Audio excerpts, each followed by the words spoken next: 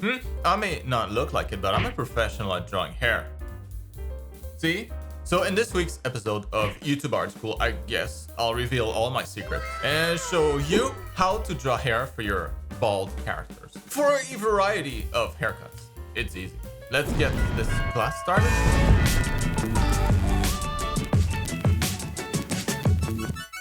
Alright, class is in session. Pay attention! You guys keep asking for class on how to draw hair in the comments, and so I caved in and made one. So you better pay the class fee of either one like or one sub. You'll see it's good value. And drawing hair is actually pretty easy when you break it down into a couple of rules that we're about to go over. It all starts with the hairline. Hairlines are the limit between the forehead and the hair, and it usually follows a pattern. Drawing your hairline should be really the first thing to do before drawing the hair. So, where's the hairline? Well, based on the Loomis method of constructing the head, the hairline would normally be at the same distance that the chin is to the nose and the nose is to the eyebrows. So around there. Could be slightly higher or lower, obviously. Everybody's different, but that's a great starting point. The hairline is a little more complex than this though. It'll typically be straight, in the front, but it usually curves down when it reaches the temples as it transitions into the sideburns. So from the front, it might look like something like this, and from the side,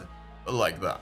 But again, everybody's different, might be a little higher, lower than that, maybe shaped differently. So don't worry too much about being precise here. It's just kind of a rough ballpark to get you started if you have no idea. You just really want to avoid drawing it like way too high or way too low.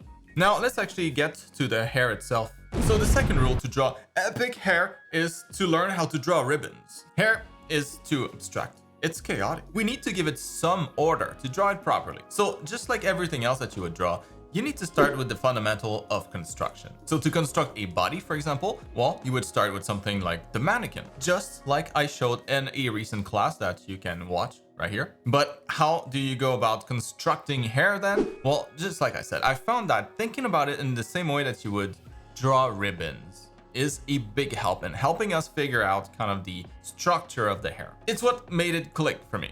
So I would practice like twisting them, drawing them in perspective, and with that, you should really have everything that you need to be able to draw hair, long or short. From there, maybe you just like narrow the tip and you already get something that looks pretty good for a strand of hair. So the idea here is to not think of hair as like individual hair, because a couple of strands of hair is a lot more manageable than 100,000 individual hair, right?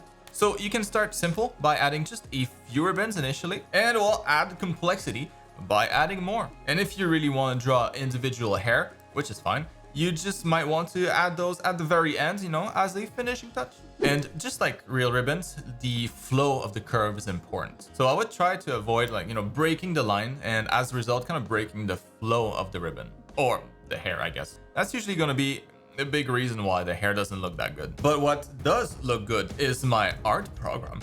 Check out all the details to see if that might be for you down in the video description. Over 23,000 students have joined so far, and well, the vast majority of them seem to think that it was a great idea. Maybe you will too. And starting now, the summer sale is live, so you'll be able to pick up the art school program at a huge discount for the whole month. It's perfect for complete beginners and more advanced artists alike. I highly recommend it for everyone. And even better, with the sale, the whole program costs less than a basic pen display tablet. Just one payment and it's yours for life. Oh, and you also get access to all future updates and additions for free. So check it out with the link down below and join our awesome art community.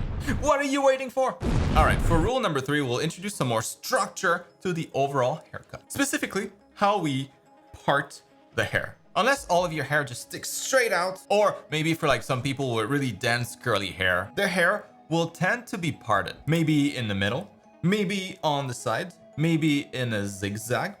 Whatever you prefer, that line really helps us to organize those ribbons that we were just talking about. It helps define the direction of the ribbon. So if this is my parting line, then well, the ribbons will start and kind of flow from there. And this applies to shorter hair too, as you can see here. So the parting line along with the hairline gives us kind of this nice foundation for the haircut. So always keep those in mind. So if you're trying to come up with a new haircut, try starting with that parting line. That's the line that I always start from, so I recommend it. And then another bit of structure that I think is usually very helpful is the bangs. As you can see here, not every character will have them, of course, but they're usually an easy alternative to having the hair parted in one way or another. Or I guess it can just work as an add-on to parted hair. Is that even English? Bangs really just need a overall direction to go like up, down, left, right, like in these examples. Parting lines, bangs, it really helps to, you know, see haircuts as simple structures this way. It's not random. But if despite all of this, you still have no idea what haircut to draw, just look at references. Look at fashion magazines, like hairdresser websites even. Use references and try spotting the same structures that we've been talking about on real people. That's how you learn.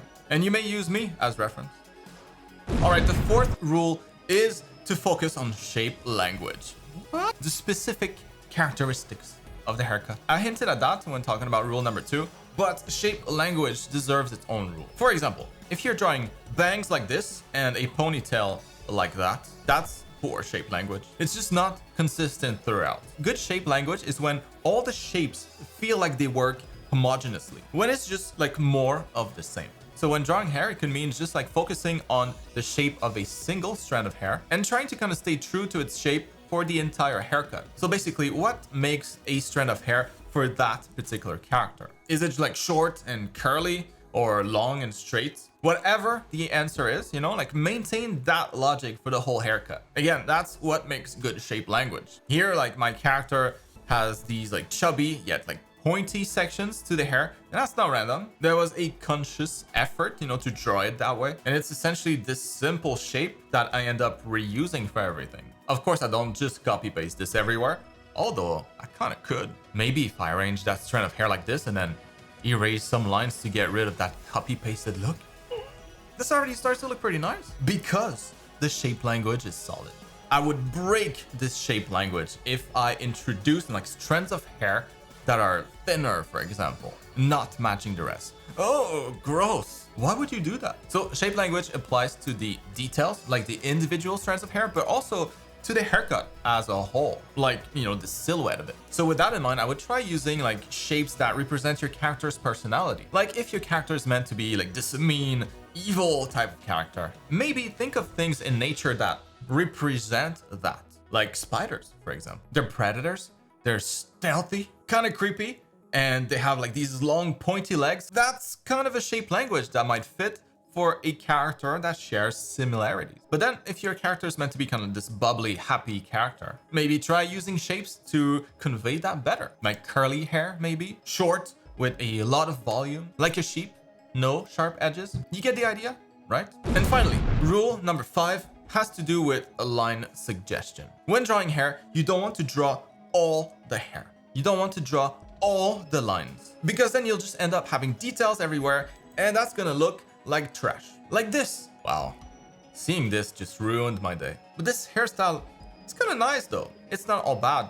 It's just that the main problem is we can't appreciate the haircut properly because the details are just overwhelming. There's too much of it everywhere. Art is all about contrast. We want to have details in some places and no details in other places. This way you have kind of a range of detail. And that's where line suggestion comes into play. So I like to focus on details like at the root and the tip of a hair strand. Only adding details if necessary. Less is more usually. That's easier. And then of course you can increase the amount, you know, and go a little bit more detailed with experience. But initially I would make it a habit to be like really cheap with your lines, as if like each of them cost you money.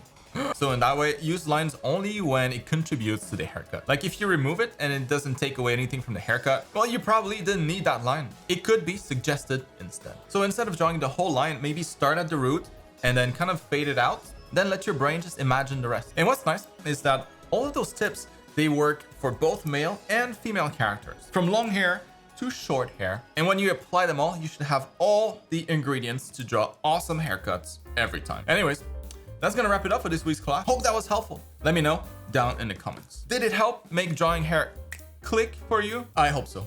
And well, since you've made it this far, I'm gonna give you a link to download my custom brush set, my starter brush pack, with the link down in the description below, which includes, of course, the line art brush that I've been using today. It's free. Also, stick around for the next couple seconds and check out the videos that YouTube recommends. They think that you're really gonna love those, so why not find out? You should.